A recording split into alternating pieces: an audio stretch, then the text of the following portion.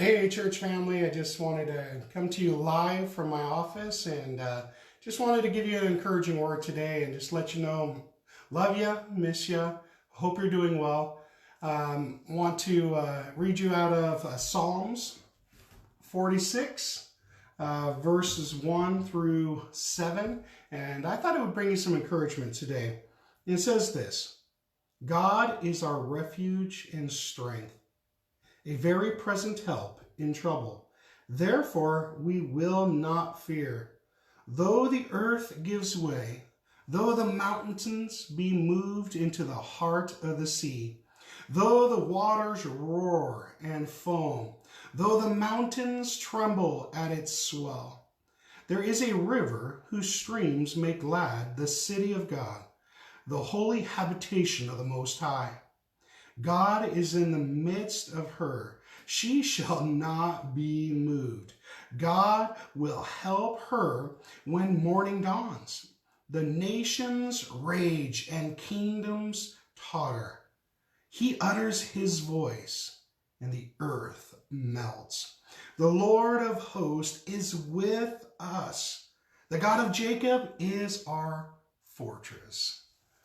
And my hope is that you would understand that, no matter what happens here on earth, whether we see, plagues or the earthquakes and all these things happen, there's one place that does not get moved. There's one place that does not get shaken, and that's the habitation of our God. Our God never changes. He never moves. He never falters in any way. He is always secure. He's always on the throne. He's always there. And he's with us. Like it says here in Psalms, he's with us. Let's not be shaken. Let's not be stirred. Don't worry about it. Maybe bad things happen in this world. Yes, they do. But on the other hand, too, man, God's so good. He loves you so much. And like Paul said, to be apart from this body is to be present with the Lord. So we got a win-win. We get to stay here on earth and be able to minister to the people of the gospel and the good news of Jesus Christ. And when we're taken home, we get to live in paradise. I mean, for us, it's a win-win. So I would encourage you, just relax and let the Lord do a work in you. Maybe take this time to use it as a sabbatical where you can learn some more and study some more. I know personally I'm in two books right now.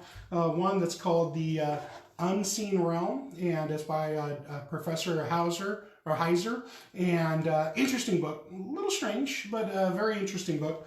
And then I'm also looking through Norman Geisler's book on Christian apologetics. Really kind of an interesting read there too. It's a deep read, so it's a little bit slower of a pace where you kind of read a little bit and kind of absorb it.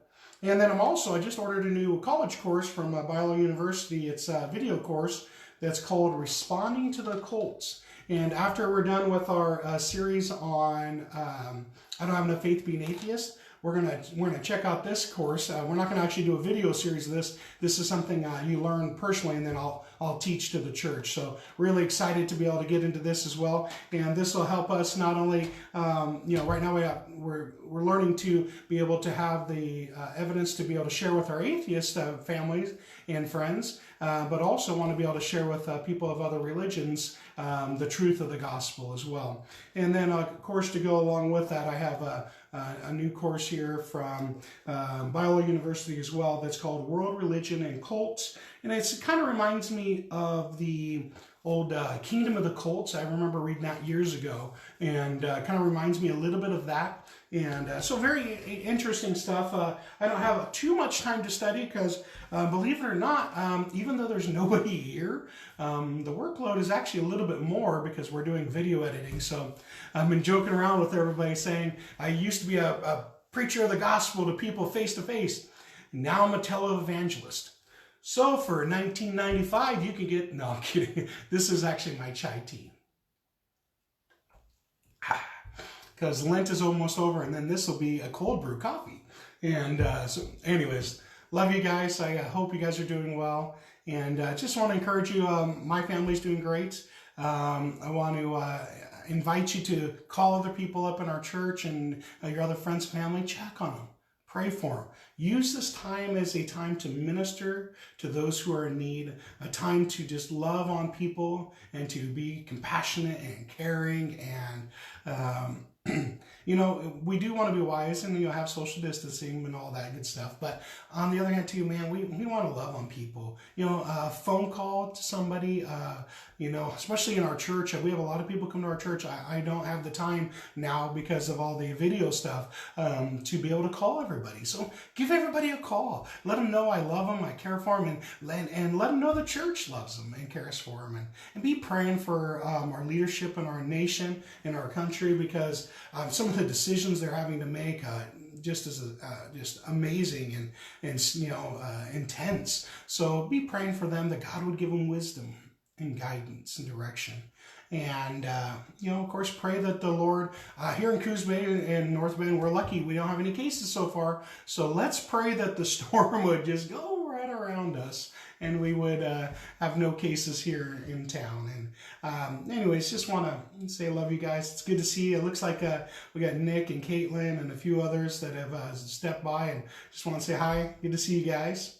And really had no extra stuff. I just wanted to share that verse with you guys and let you know that the Lord is still on the throne. He's doing fine.